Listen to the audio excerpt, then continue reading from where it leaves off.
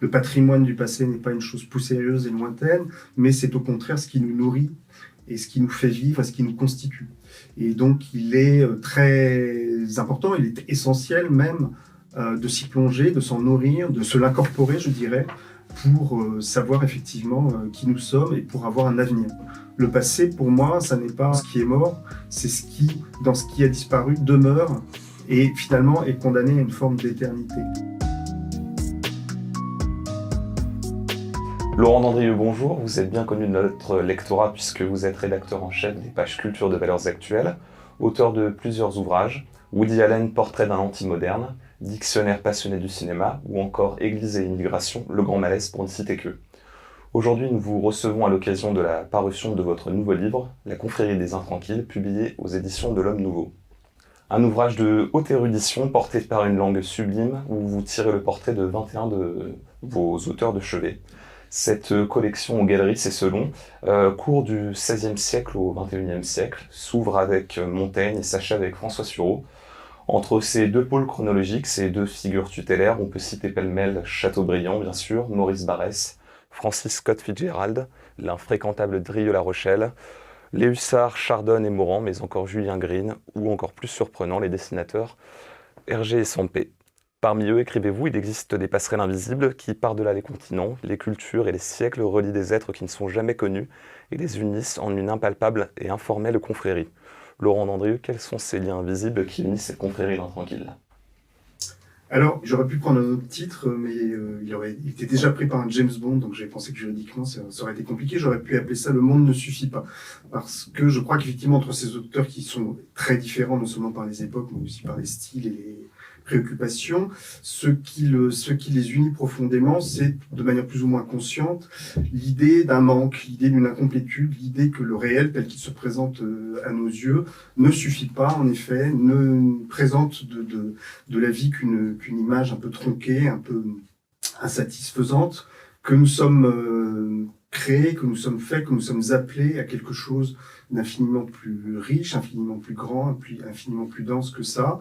Et je pense que d'une façon ou d'une autre, tous utilisent leur œuvre pour traverser les apparences du réel, essayer de démasquer ce qui, derrière ces apparences, fait la profonde richesse et la profonde densité de l'existence, essayer de trouver effectivement se mettre en quête de ce qui peut combler ou satisfaire ce manque, cette insatisfaction qu'ils ressentent profondément, plus particulièrement eux, évidemment avec leur sensibilité d'écrivain, mais je pense que nous ressentons tous d'une façon ou d'une autre dans nos existences. Très bien. Dès le titre, vous placez votre livre sous les auspices de Fernando Pessoa, l'écrivain portugais, auteur du livre de l'intranquillité. Or, dans l'inconscient collectif, l'intranquillité n'est pas nécessairement un état propice à l'élévation spirituelle, morale et intellectuelle. Et pourtant, dites-vous, ces auteurs sont d'irremplaçables éclaireurs de sens. En quoi le sont-ils ? Alors je pense qu'il ne faut pas prendre le mot d'intranquillité au sens d'une agitation, au sens où Pascal, par exemple, emploie le mot divertissement, c'est-à-dire qu'on s'agiterait dans tous les sens pour essayer de fuir cette inquiétude, justement, pour ne pas avoir à la regarder en face et s'étourdir dans tout un tas d'activités superficielles qui vous détourneraient de vous-même et de ce sentiment de manque et d'incomplétude. Ça, c'est effectivement le divertissement au sens pascalien du terme. L'intranquillité, telle que j'ai voulu essayer de la cerner à travers ces auteurs, ça consiste au contraire à assumer ce manque, à assumer cette incomplétude, à la regarder en face et à essayer effectivement d'utiliser les moyens qui sont les leurs, les moyens littéraires, les moyens du dessin parfois pour d'autres, pour traverser justement le miroir et essayer de trouver peut-être une sorte d'image dans le tapis qui est un peu cachée, mais qui est présente néanmoins dans le réel et qui pourrait nous révéler le sens de l'existence. Je pense qu'ils sont tous, d'une façon ou d'une autre, à la recherche de ce sens, à la recherche de la raison profonde de ce manque qui nous fait sentir en quelque sorte tous autant que nous sommes comme un peu des exilés en fait sur cette planète. Et ils sentent à des degrés divers, certains d'une manière très métaphysique assumée parce qu'ils sont catholiques, d'autres de manière beaucoup plus inconsciente, mais ils sentent à des degrés divers que cette inquiétude qui les taraude, cette incomplétude ne peuvent pas avoir le dernier mot et qu'il y a forcément quelque chose derrière les apparences du réel qui explique tout cela. Dans cette collection de portraits, vous faites tout de même la part belle aux écrivains réactionnaires. Bien sûr, on ne peut pas exclure de votre part un certain tropisme idéologique, mais on pressent tout de même sous votre plume quelque chose de plus subtil, de plus profond. Peut-être une nostalgie des hautes valeurs aristocratiques. Alors il y a certainement de ça, cette nostalgie, elle était explicitement assumée par certains des auteurs que je présente ici. Je pense à Jean Raspail, je pense à Chateaubriand, mais je pense aussi à Pierre Drieux-La Rochelle. Je pourrais vous répondre peut-être en vous citant Jacques Laurent qui disait de manière évidemment avec la manière un peu provocatrice qui était souvent la sienne que finalement tout véritable écrivain est de droite ou réactionnaire parce que il y a dans le processus de l'écriture une foi profonde dans le destin individuel de l'homme, dans la liberté individuelle, dans la responsabilité individuelle, qui est totalement antinomique avec une vision progressiste des choses, qui croit par définition davantage dans les destins collectifs et dans la responsabilité collective. Je pense qu'il y a quelque chose de profondément, je dirais pas individualiste, mais de profondément personnaliste dans la littérature qui me paraît aux antipodes effectivement de l'idéologie progressiste. Par ailleurs, je dirais que le progressisme par définition pense que toute difficulté humaine, tout trouble, toute intranquillité finalement est soluble dans l'avenir, qu'il n'y a pas de problème qui ne soit susceptible de trouver une solution plus ou moins politique dans l'avenir. Or, l'homme de droite, je pense, et donc l'écrivain de droite, est profondément sceptique vis-à-vis de cela. Il pense au contraire que la nature humaine est profondément invariante, que nous sommes en proie à des doutes, à des interrogations, à des inquiétudes qui ne changent pas, quelles que soient les conditions historiques, quelles que soient les époques. Et finalement, pour beaucoup d'entre eux, ceux qui ont la foi, par exemple, c'est une conséquence directe du péché originel. Il y a quelque chose de brisé, de blessé dans l'homme qu'aucune politique progressiste ne pourra jamais combler. Alors, effectivement, les chrétiens appellent ça le péché originel. Sioran, lui, qui rejetait cette foi chrétienne, appelle ça la chute dans le temps. Mais on sent bien qu'il y a quand même dans cette vision réactionnaire quelque chose qui dit des choses de la nature profonde de l'homme qui me paraissent infiniment plus intéressantes que cette vision un peu naïve et un peu utopique qui est souvent véhiculée par une littérature progressiste qui du coup me paraît beaucoup moins intéressante pour affronter le réel et pour affronter notre condition humaine. Alors après avoir dit cela, on s'interroge sur la présence de deux dessinateurs dans cette galerie, Sampé et Hergé. En quoi participe-t-il de cette unité, de cette fresque que vous avez voulu dépeindre ? Alors, moi j'aime beaucoup les frontières en matière politique, mais alors pas du tout en matière artistique. Donc déjà, ça ne me paraît pas du tout incongru, effectivement, de mêler deux dessinateurs à des écrivains, à des romanciers, à des diaristes, parce que je pense que c'est une même démarche, avec des moyens différents, mais c'est une même démarche, effectivement, pour essayer de scruter et de comprendre le réel.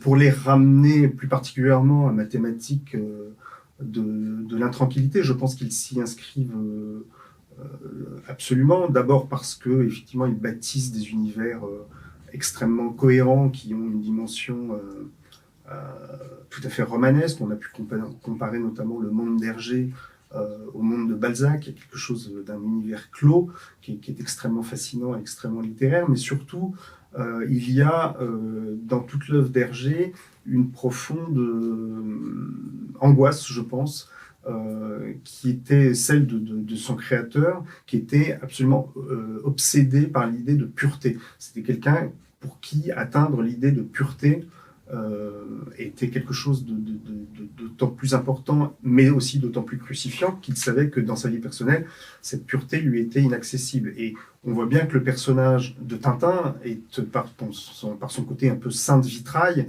est un reflet de cette aspiration d'Hergé à la pureté, et en même temps, il y a tous ces personnages secondaires, un peu fracassés, comme peut l'être le capitaine Haddock, ou comme peut l'être aussi d'une autre façon Tournesol, qui témoignent justement de cette impossible pureté, de ce désordre fondamental qui régit l'existence, le monde dans lequel nous vivons, et c'est cette tension entre l'aspiration à la pureté et cette espèce de loi d'entropie qui fait que nous sommes condamnés au désordre, qui me paraît extraordinairement intéressante chez Hergé et très révélatrice de son intranquillité. Quant à Sampé, l'univers peut paraître plus léger, mais je pense qu'il est lui aussi très, très tourmenté en fait.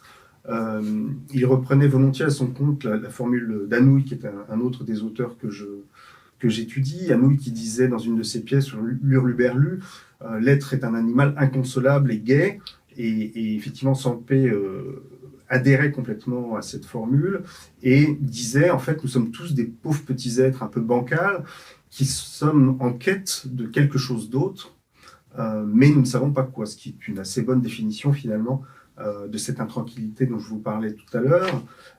Il y a dans les albums de Sampé, il y en a un qui s'appelle Un léger décalage, et on voit bien effectivement qu'il y a toujours un décalage dans son œuvre entre ces personnages qui sont très souvent des petits bonshommes un peu bedonnants avec un petit gilet qui les moule un peu trop et qui ont des préoccupations qui paraissent assez mesquines et assez médiocres, que néanmoins Sampé regarde avec beaucoup de tendresse.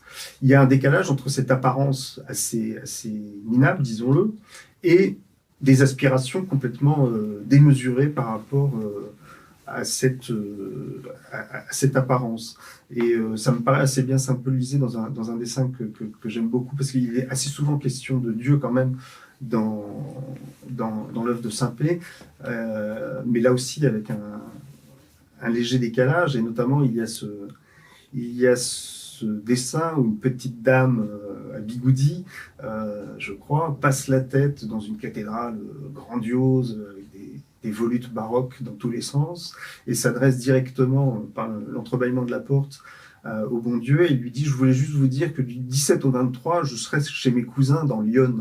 Et je trouve que ça souligne très bien, de manière apparemment grotesque, mais en même temps très profonde, ce tiraillement dans lequel nous sommes pris tous autant que nous sommes, entre la trivialité de notre vie quotidienne et en même temps la conscience dont on ne peut pas se défaire, que nous faisons partie de quelque chose de beaucoup plus grand, beaucoup plus vaste, et que nous sommes appelés à toute autre chose. Il y a en toile de fond de cet ouvrage beaucoup de mélancolie, celle des 21 auteurs bien sûr, mais également la vôtre, celle d'un esthète qui assiste impuissant au naufrage de notre civilisation, et qui convoque justement ces 21 auteurs comme autant de remparts. Est-ce que c'est une impression ou est-ce que c'est palpable ? Alors ce qui est certain, c'est que je pense qu'on ne peut pas réunir 21 auteurs dont on considère qu'ils sont marqués par une forme d'intranquillité sans être soi-même taraudé par cette même intranquillité. Donc effectivement, ces préoccupations que j'ai voulu mettre en exergue chez eux, elles m'ont touché justement parce que je les partage en grande partie. Est-ce que j'assiste impuissant au naufrage de la civilisation? J'espère que non. Ce qui est certain, c'est que je constate, comme nous le constatons tous, que cette civilisation aujourd'hui subit des assauts très sévères, que nous semblons assister à la montée quasi irrépressible d'une forme de barbarie.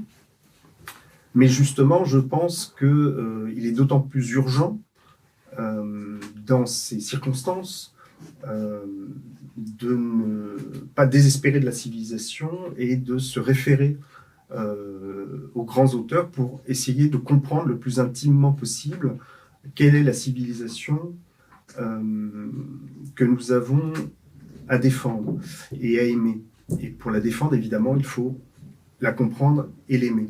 Et On pourrait dire effectivement que publier un livre comme ça aujourd'hui, alors que nous sommes en pleine vague de terrorisme islamiste, c'est un geste d'esthète un peu gratuit et désabusé. Et au contraire, moi j'y vois un geste profondément politique, c'est-à-dire que je pense qu'on ne résistera pas et on ne triomphera pas de la barbarie qui vient si on ne se réapproprie pas notre civilisation et si on n'apprend pas à la comprendre intimement et finalement pour pouvoir la défendre comme nous défendrions notre propre mère si demain elle était agressée sous nos yeux. Et donc, il y a certainement de la mélancolie dans ce livre, mais ce n'est pas un livre désespéré du tout, parce que ces auteurs, à travers leurs interrogations, à travers leurs doutes, à travers leurs inquiétudes, nous transmettent un formidable message d'espérance, et en nous transmettant finalement le flambeau de la civilisation, ce flambeau qu'il nous appartient de relever, de prendre en main et de faire s'embraser encore plus vivement, si je puis dire. Alors, dernière question, Laurent Mandrieux, à laquelle vous avez en partie répondu déjà, mais je songe notamment aux plus jeunes qui n'ont peut-être pas eu la chance de fréquenter les auteurs que vous mobilisez dans cet ouvrage. Quelles leçons nous invitez-vous à tirer de ce récit-là? Et encore une fois, oui, un jeune qui n'a pas eu peut-être les armes intellectuelles ni le temps de découvrir cela, que peut-il tirer de cette collection et que suggérez-vous et qu'aimeriez-vous en tout cas qu'il en reste? Alors, ce que j'aimerais peut-être que les plus jeunes de nos éditeurs retiennent de tout ça, c'est probablement que le passé n'est pas une chose poussiéreuse, lointaine. Le patrimoine du passé n'est pas une chose poussiéreuse et lointaine, mais c'est au contraire ce qui nous nourrit et ce qui nous fait vivre et ce qui nous constitue. Et donc, il est très important, il est essentiel même de s'y plonger, de s'en nourrir, de se l'incorporer, je dirais, pour savoir effectivement qui nous sommes et pour avoir un avenir. Effectivement, ce que je trouve intéressant dans les auteurs que j'ai voulu rassembler, c'est que pour beaucoup d'entre eux, il y a un attachement très fort au passé, mais pas au passé comme quelque chose de révolu, au passé comme quelque chose qui révèle ce qui dure. Le passé, pour moi, ça n'est pas ce qui est mort, c'est ce qui, dans ce qui a disparu, demeure et finalement est condamné à une forme d'éternité. Et donc, je voudrais que si de jeunes lecteurs lisent ce livre et à travers ce livre aillent évidemment lire les auteurs que j'expose, c'est qu'ils y trouvent les germes, les ferments de notre avenir. Ce n'est pas du tout une démarche patrimoniale au sens passéiste du terme que de lire des auteurs pareils. C'est vraiment poser les germes et les ferments de l'avenir de notre civilisation, de l'avenir de la France. Très bien, merci Laurent Mandrieux. On rappelle le titre de votre ouvrage, La confrérie des intranquilles, publié aux éditions de l'Homme Nouveau.